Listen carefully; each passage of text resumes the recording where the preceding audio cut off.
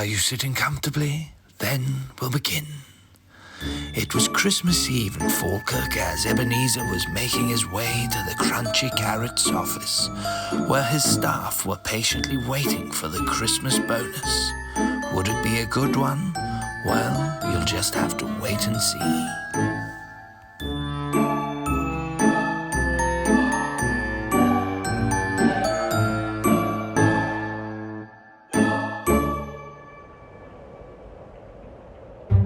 Ebenezer had something called an email to send, so kept his staff waiting in the freezing cold.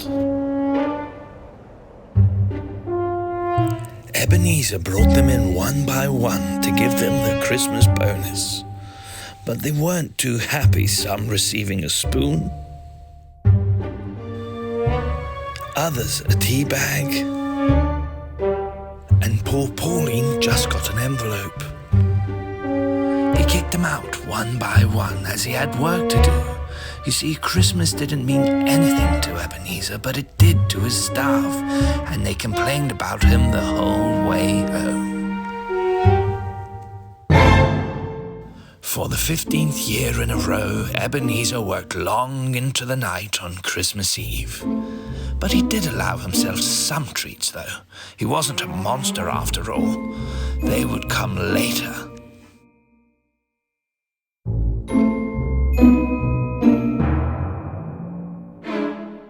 Scrooge fell asleep and started to dream of all the meetings he had next year, until he was rudely awakened by the ghosts of his ex-business partners, the Marley brothers, with a message. You will be visited by 3 ghosts.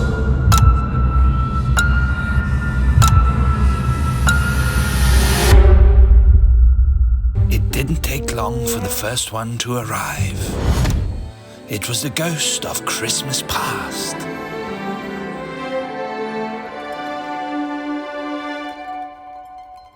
They were back in Scrooge's childhood in a play park. But where was Scrooge? He was nowhere to be found. Where was he? That's right, he was at home, working away, sending another one of those emails. In what felt like 3 seconds, he was visited by the next ghost, the ghost of Christmas present. She took him to the staff Christmas party, where they were complaining about the gifts they'd received in their bonus pack. Wonder where all that money went. Maybe the big new fancy office up in Perth. Oh, I've said too much.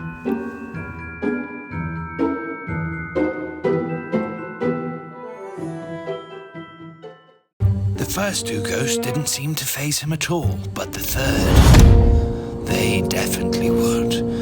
This was the ghost of Christmas future. They showed him his business in ruin, closed down in Falkirk and in Perth. But there was worse to come. The ghost of Christmas future showed Scrooge that if he didn't change his ways, he would be dead within years. 2 to be exact. This was the final straw for Ebenezer Scrooge. As he woke on Christmas morning, he swore never to be the same again and texted his staff to come in for gifts.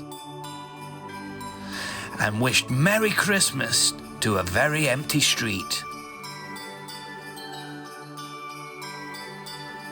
As they arrived, they were shocked by the snowman, couldn't believe the thing, and were even more shocked when Scrooge handed them the biggest gift they've ever seen. The 3 ghosts' work was done, and they decided to go to the pub. Why not? It was Christmas after all. Anyway, I forgot. Merry Christmas.